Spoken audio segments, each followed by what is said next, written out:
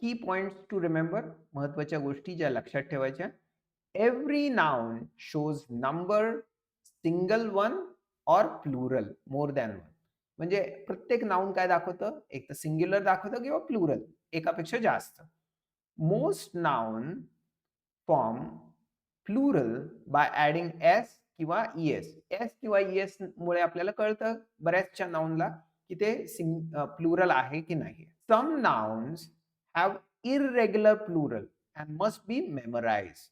म्हणजे जे काही नाउन्स आहेत जे इर्रेग्युलर प्लुरल असतात. इर्रेग्युलर म्हणजे काय? माऊस काय झालं? सिंग्युलर झालं आणि माईस काय झालं? प्लुरल झालं.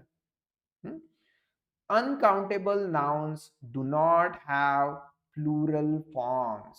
हे त्यांचे प्लुरल फॉर्म नसतात. कशाचे? Uncountable noun. Example gold, water, milk, त्याचे प्लुरल फॉर्म्स नसतात. Do not add S, E S to uncountable nouns. Uncountable नाउन्सला आपण एस, ई-एस जोडायचा नाहीये.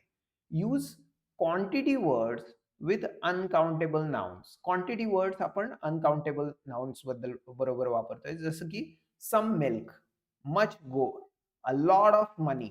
मनी पण अनकाउंटेबल आहे.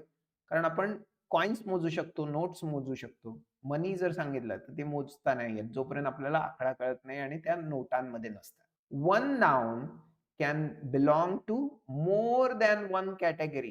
की डॉग म्हटला तर ते कॉमन नाउन पण आहे, कॉन्क्रीट नाउन पण आपण म्हणू शकतो. Correct noun number helps with subject verb agreement. आता सब्जेक्ट वर्ब अग्रीमेंट मुळे आपल्याला कळतं करेक्ट नाउन नंबर काय आहे. म्हणजे तो सिंग्युलर आहे का प्लुरल आहे.